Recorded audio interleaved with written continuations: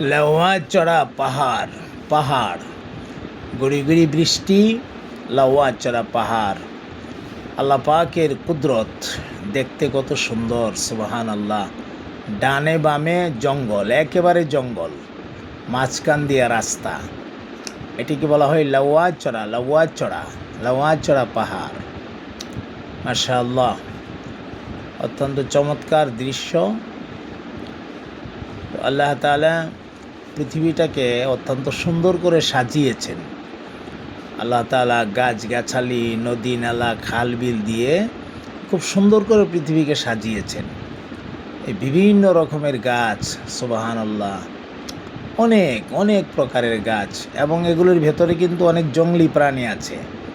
অনেক জংলি প্রাণী আছে। কোনো কোনো জায়গায় লেখা আছে এরকম যে জংলি প্রাণীর চলাচলের রাস্তা, এরকম লেখা আছে। তো এই পাহাড় দিয়ে আজকে আমরা রওনা করছি কোলাউড়ার দিকে।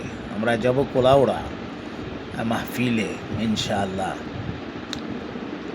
আল্লাহ তাআলা যেন সহি সালামত আমাদেরকে পৌঁছায় দেন। আমাদের জন্য আপনারা সকলেই দোয়া করবেন। দ্বীনের খেদমতের সুবাদে আল্লাহ তাআলা দেশের বিভিন্ন জায়গাকে দেখার সুযোগ করে দিয়েছেন। এটিও আল্লাহ পাকের এক নিয়ামত।